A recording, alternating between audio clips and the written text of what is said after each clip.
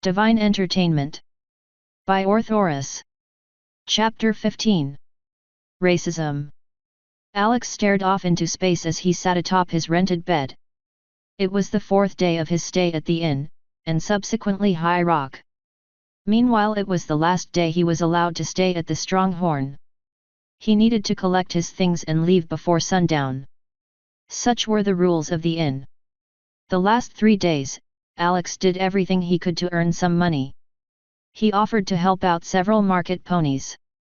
He tried to land a job at one of several stores in the city. He would have taken any job.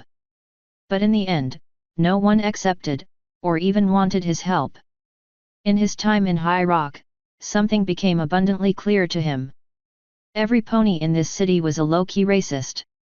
Every single one of them. Nobody flat out showed that they despised the other races, but it was clear by how they acted around each other.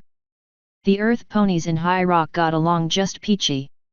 While unicorns and Pegasi suffered from raised prices and harsh treatment.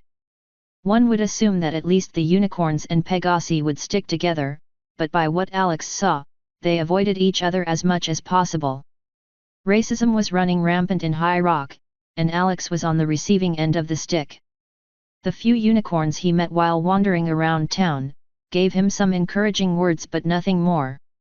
It seemed like there was some sort of elitism going on within the unicorn ranks, and having not earned a cutie mark put Alex at the bottom of the barrel. The only one who was really friendly towards Alex was Fancy Scrolls. He had a lot of knowledge about the city to offer, and gave Alex tips on where he might be able to earn some bits. Alas, none of them worked out.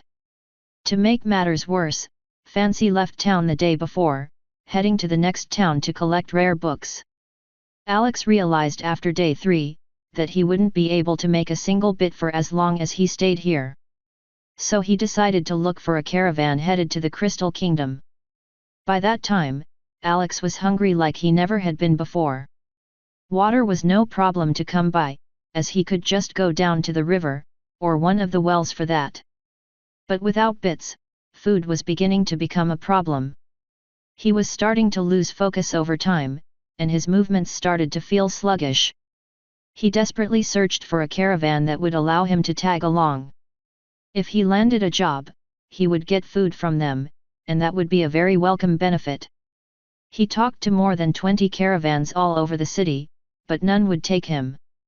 Not because he was a unicorn. It was because none of them were headed towards the Crystal Kingdom. Apparently King Goldbar had introduced heavy checkpoints to his borders, and raised the trade taxes. Because of the high cost, and the risk of being turned away for not being unicorns, none of them wanted to make the trip. Alex had run out of options, and now he was about to be ejected into the streets to make matters worse. He feared what might happen to him, a unicorn alone on the streets. He had no way to defend himself if he had to. He had no weapons to his name, and even if he had, he wouldn't be able to effectively use them. His experiments with magic showed no results either. The spell he had used back at the cliff had to be a surge, but now he at least knew that he actually possessed magic. The room started to get darker, and Alex looked out the window. The building on the other side was starting to take on an orange silhouette, which meant the sun was slowly disappearing over the horizon. He stayed inside for as long as he could, relishing in the comfort and protection the room provided him. But now the time had come to leave. Alex slumped off the bed, and proceeded to put on his saddlebag. The only things he owned were contained within, the map and an empty bag for storing his non-existent bits. He stepped outside, and locked the door behind him. Something he had gotten a lot better at over the course of his stay.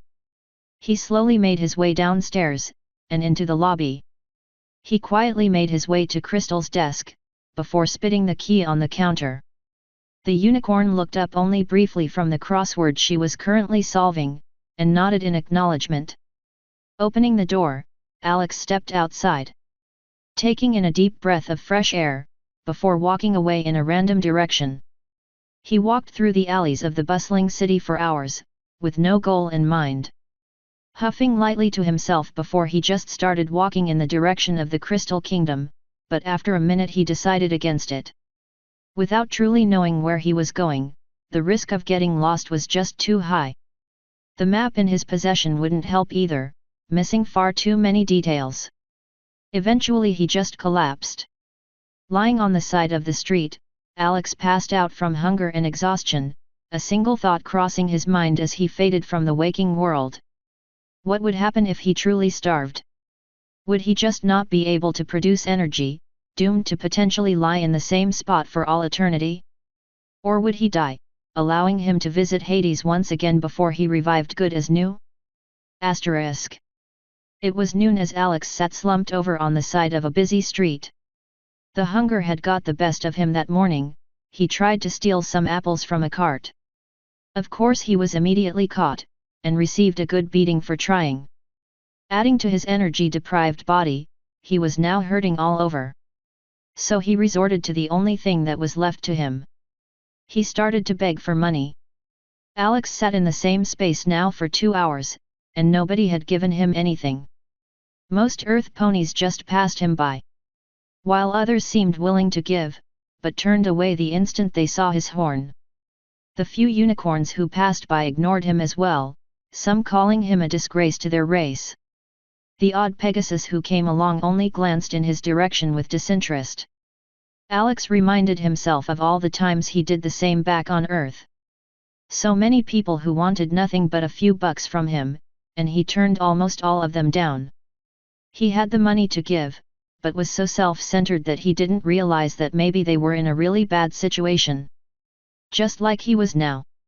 He sighed audibly, and curled up into a ball. Everything came crashing down around him once again. All that happened to him in the last 2 weeks finally wearing down his will. He started to sob uncontrollably on the side of the road, intentionally ignored by everyone. Merely 2 weeks ago, Alex had lived a normal life. Working, hanging out with friends, visiting his parents. Now he was in an alien world, dealing with problems he never thought he would have. He was nothing more than a chess piece, a minor inconvenience for Zeus. He was made immortal because the soul of a titan was passed down to him by pure chance. All things he could have dealt with somehow, but the added burden of being treated like trash while starving proved to be too much. Alex lay there for a good hour in a vain attempt to cry it all out. Nobody stopped to see what was wrong, just like he had come to expect. Eventually he had no more tears and just stayed where he was, his bloodshot eyes lazily scanning the endless blue sky. Psst! A voice to his right said. Psst! It insisted, but he was too melancholy to investigate. Psst! Hey! Mr. Unicorn!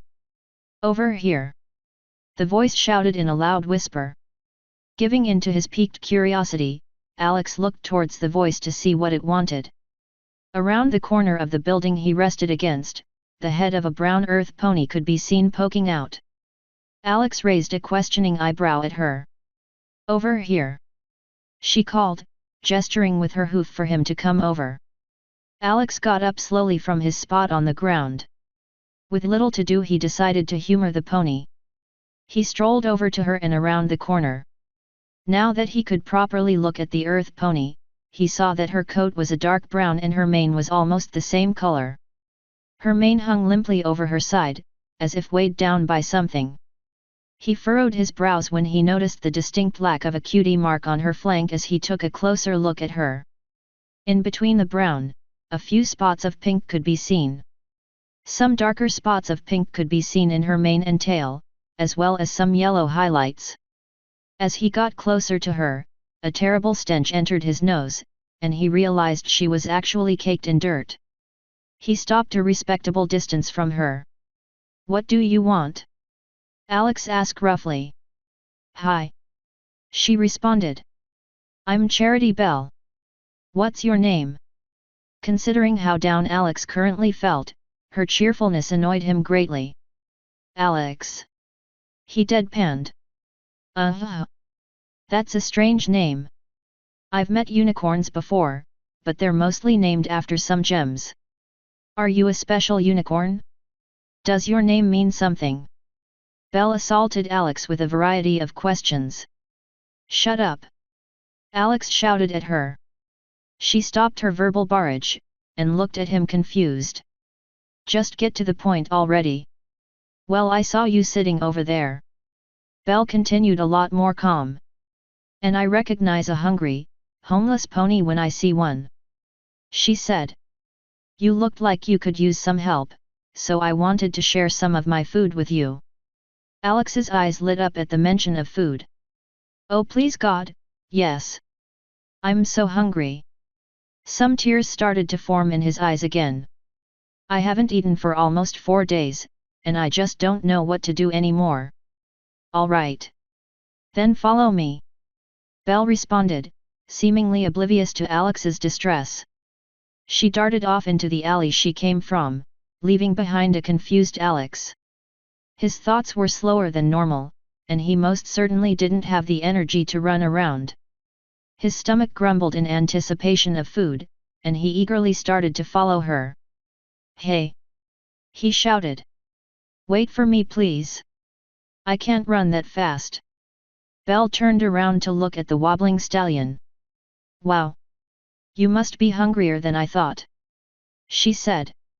Here, let me help you.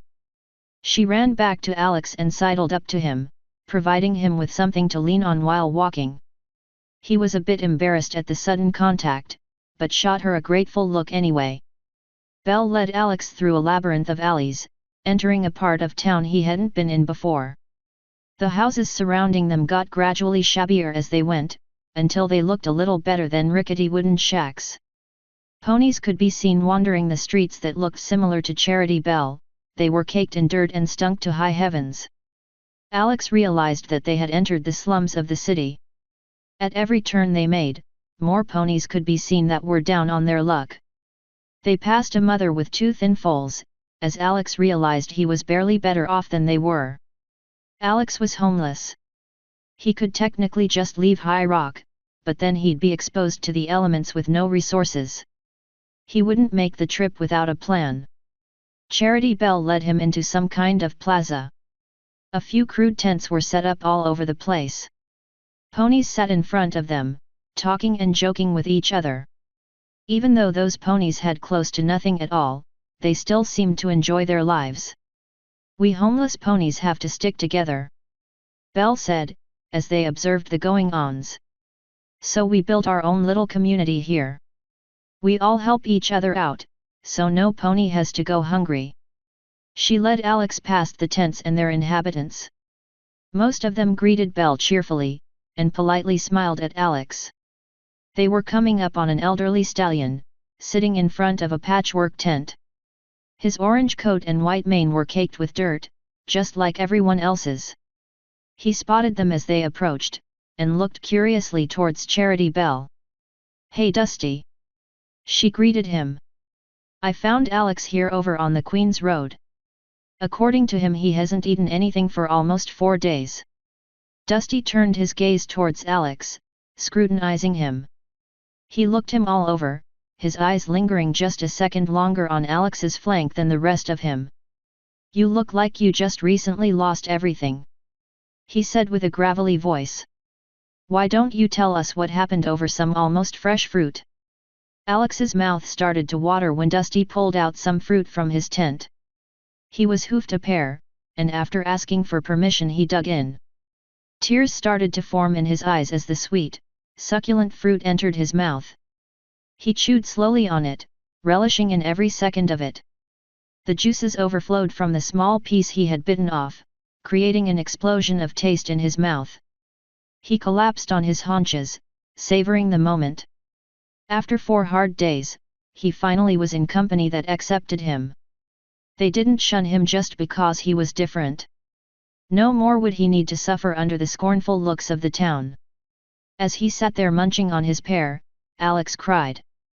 Not because he was hurt, hungry or hopeless, but because he felt like he was among friends again. The ponies close to him had smiles on their faces, sharing in Alex's happiness. Things were starting to look up for Alex, when a voice cut through the happy moment. Alex! It said. Alex. Is that really you? Author's note. Well, racism is bad. Okay? Also, say hello to Charity Bell. Hope you had a good read, and feel free to comment. Once again, thanks to my proofreader/editor Ambrose for a job well done. Today's chapter was brought to you by this song. Doesn't relate to the chapter at all, just felt like posting this amazing song. End author's note.